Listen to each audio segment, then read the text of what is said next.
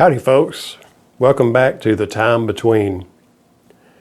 Lots of times I remember summers past when I was a kid growing up, and a lot of those times I spent with my Mamaw and Papaw. That's what I call my grandparents on my dad's side. They used to live many years ago in an old sandstone house. You know, the outside was sandstone that was laid together. If you're in the South, you know exactly what I'm talking about. Anyway, we'd spend summers down there while my mom and dad worked. We'd spend the summer days down there until they got off work, and then they would pick us up and we would go home, which home wasn't very far from Mamaw and Papaw's house. But there was a lot of good memories down there at that old house before they moved to their other house just up the road from where they lived at that time. Some things I remember down there was, you know, the smell of fresh cut grass.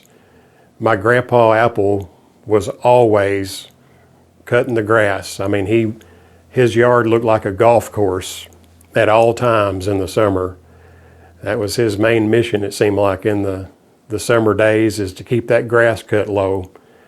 And he had a variety of lawnmowers back in the day. I remember he had a snapper mower for a while.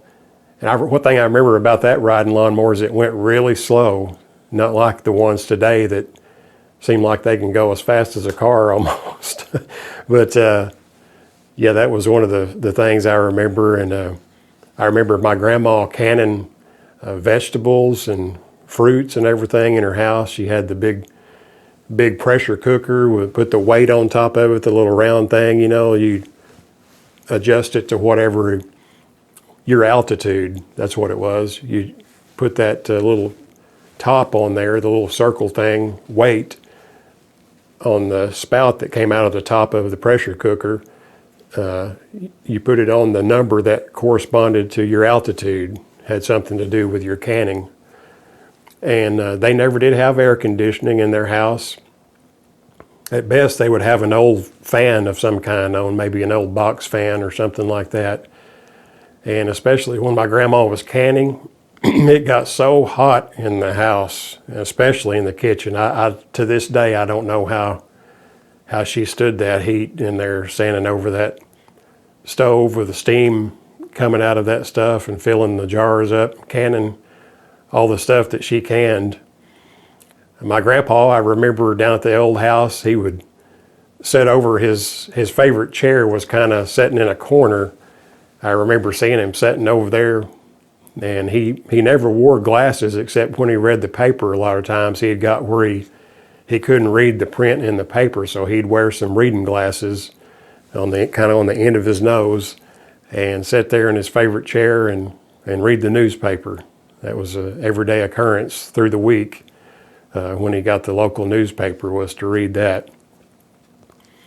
But you know, another memory that comes up that I have to share with you, and if you're of my generation, Generation X, you already know and can smell the smell of this, the medicinal smell. You can feel the sting already. And that was when you got a scrape or a cut. My grandma always had the cure for it. She would go in the medicine cabinet and get out the tiny little brown bottle of Merthiolate. And like I say, if you know what I'm talking about, you can already smell it and you can already feel it when it goes in your wound. It would sting really bad usually, and it always left kind of a reddish-brown stain on your skin where it had been applied with a little dipper in there with a little glass applicator about so long on it, and you dip it in that bottle and put it on your cut or your scrape, you know, and it would burn like crazy there for a little bit until that died down, and then, like I said, it would leave the reddish brown stain on your skin for, you know, a few days after that. And I always remember that about my grandma, especially down at the old house, because I think shortly after that they outlawed Merthiolate, and there was another one, mercurochrome also, that was along the same lines as Merthiolate. But it wasn't long after that until they outlawed it or stopped it from being produced because of mercury content. So no telling how much mercury I got back then, but I mean, that was a common thing though, so nobody thought anything of it, grabbing the merthiolate out of the medicine cabinet and putting a dab on your cut or your scrape.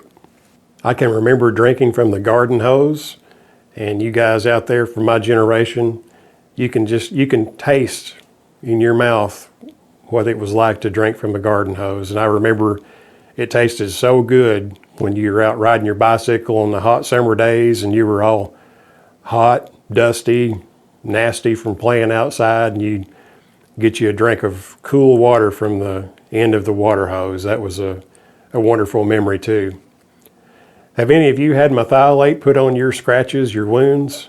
If you have, let me know down in the description, the comment section rather, and tell me how your summers used to be. What memories do you have that I've left out? There's so many, I can't possibly touch on all of them, but that's a few at the top there of my list that just come to the top of my head, and I wanted to shoot a video and share them with you and see what you think about it.